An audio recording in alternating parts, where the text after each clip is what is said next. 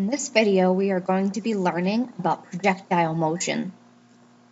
Projectile motion is defined as free fall with an initial horizontal velocity. And here is an example of projectile motion that could not actually happen.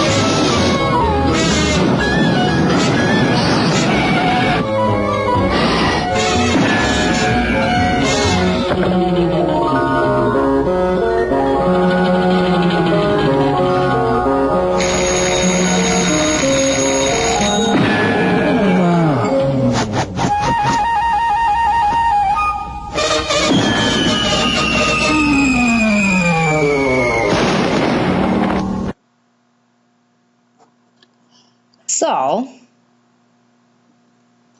unlike Wile E. Coyote, objects that begin with a horizontal component of velocity do not fall straight down. They follow a curved path called a parabola. So there's a lot of things scientifically wrong with that video, but the fact that Wile E. Coyote's motion was not a parabola is one of them.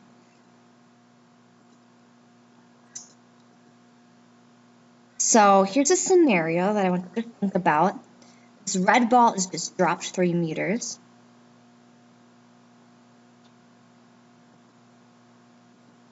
And this yellow ball rolls with an initial horizontal velocity of 0.5 meters per second off the table. So how long does it take each ball to reach the ground? Well, the red ball and the yellow ball will hit the ground at the same time. The reason why is because gravity only acts in the downward direction. Both the red ball and the yellow ball start out with an initial vertical velocity of 0, so they will free fall down at the same rate.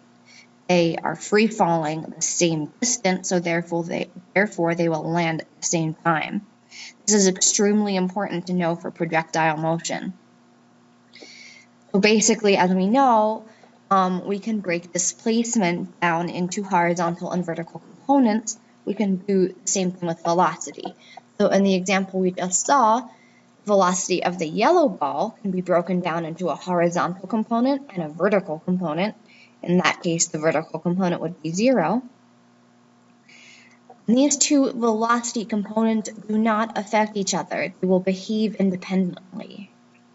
This is very useful because we can use the kinematic equation separately for the x and y direction. We'll be doing lots of examples with that.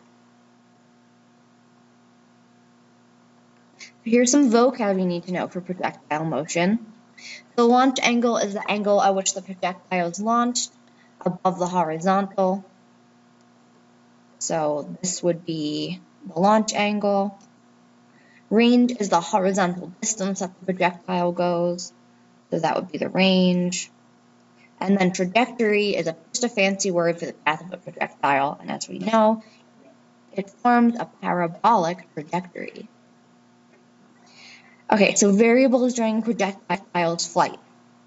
So let's say the ball is kicked with an initial angle, call it theta. So the initial, and we'll say with an initial speed of vi.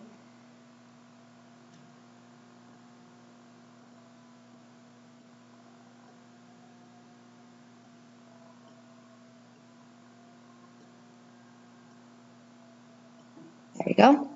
So the initial component in the x direction will be vi cosine theta. So just here is our hypotenuse, and then times the cosine of theta. In the x direction, the acceleration is 0. We're neglecting air resistance. If there were air, there would probably be a force in the x direction, and then the acceleration would not be 0. Again, we neglect air resistance for simplicity's sake. In the y direction, the initial velocity is vi sine theta, and the acceleration in the y direction is, as it should be, negative 9.8. So the ball is kicked, it's traveling. What's going to happen at the top of its path? So since there is no acceleration in the x direction, the x component here is going to be the exact same as it is here. Again, no acceleration in the x direction. At the top of its path, the velocity in the y direction will be 0, and acceleration will still be acceleration due to gravity, negative 9.8 meters per second squared. All right, what about our data down here? So again, Vx is going to be the same as it was in the beginning. Again, no acceleration. Vy will be the exact negative as it was in the beginning. Again, Ay is still negative 9.8 meters per second squared. So keeping this in mind, this should help you solve problems. And these only work for when the motion is symmetrical. That means when the object lands at the same place it began at, the same position vertically. So the maximum height of the projectile can be found in terms of the initial velocity vector. There's the equation for it. Make sure you copy that down. We'll probably be deriving that equation in class.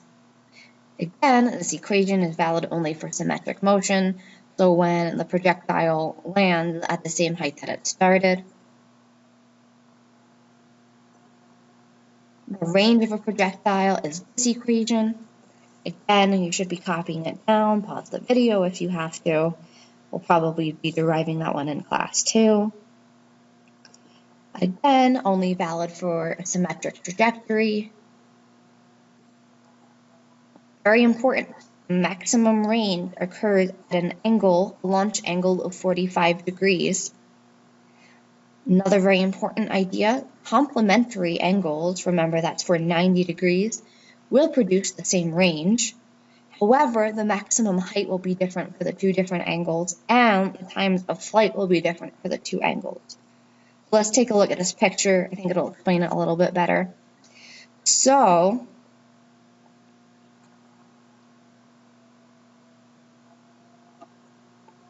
(75 degrees and 15 degrees are complementary angles. As you can see, they produce the same range. However, the 75-degree one produces a much greater height. And because the height is greater, the time will be greater. All right, let's look at 60 degrees and 30 degrees. You can see that they are complementary angles and produce the same range. However, the 60-degree one, its highest height is much higher than the 30-degree one, and because it's at a much higher height, the one launched at this angle will spend a longer amount of time in the air. And then here's the 45-degree angle. You can clearly see that it produces the greatest range.